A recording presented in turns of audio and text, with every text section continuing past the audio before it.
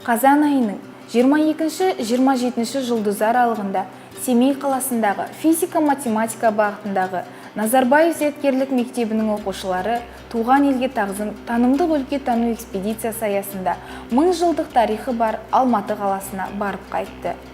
Еліміздегі ірі мегаполистің бірі болып табылатын Алматы бізді қай кездегідей құшақ жая қарсы алып, қонақжайлық танытты. Алдымыздан дәм алып шыққан алматылықтар ұзақ жолдан шаршағанымызды бірден ұмыттырып, ыстық бауырсағы мен қаланың басты символы саналатын Қызыл апортын алдымызға тосты. Туған елге тағзым экспедициясының алғашқы күнінен бастап біз күн тәртібінің өте тығыз болатынына үйрену керек екенімізді түсіндік. Өйткені аумағы үлкен қаланың әр жерінде орналасқан тарихи-мәдени орындарды асықпай аралау мүмкін де емес. Әсем қала Алматы тақырыбымен өткізілген танымдық саяхатымызды тәуелсіздік монументіне тәу етуден бастадық.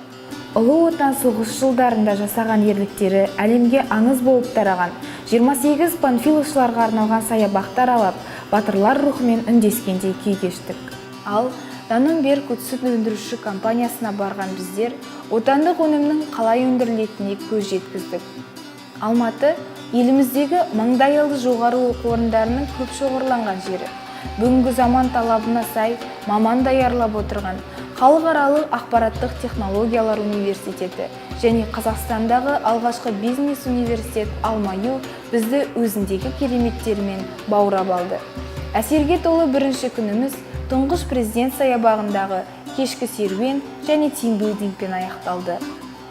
Келесі тәулікте бізді тағы бір керемет күтіп тұрды. Бұл күні біз көшпенділер қалашығын бетке алып, ұзақ сапарға шықтық. Көшпенді елдің тіршілігін қаз қалпында көре отырып, қалашықтан көптеген тарихи деректерге қанықтық. Соның ішінде ерте замандардағы қала өмірі, мәдениеті, тұрмыс тіршілігі жайлы нақты ақпараттар бар. Тарихи білімімізді Білім Медиа Групп инновациялық компаниясында толықтыра түстік.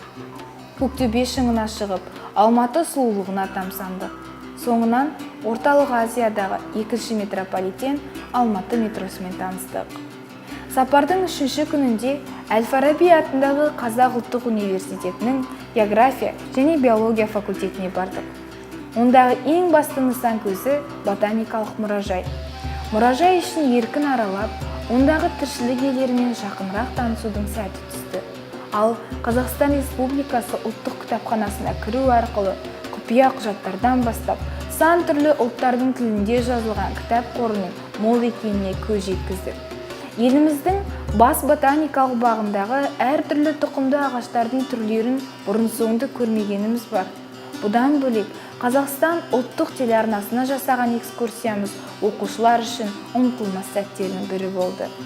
Бұл күні Толағай ұлттық спорттық эстафетасында Семей қаласы атынан сынға түсіп, бағымызды сынадық. Алматының ең көрікті жерлерінің бірі хайуанаттар бағы. Бұл жерде қызыл кітапқа енген жануарлар да бар.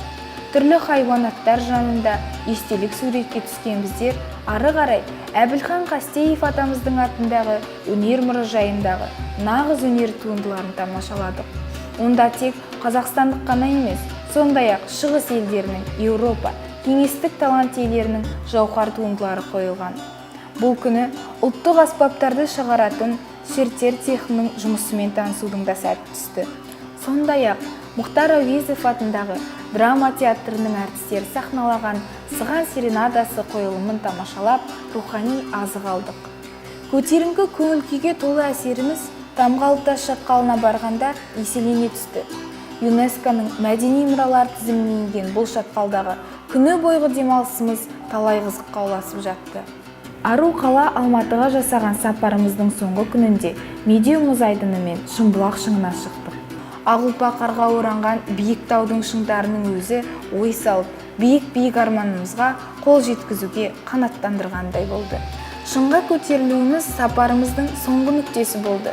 Осының өзін жақсылыққа балап, экспедицияның жемісті болған деп түйсіндік. Экспедицияның ресми жабылу салтанатында өзіміздің бар өнерімізді паш еттік.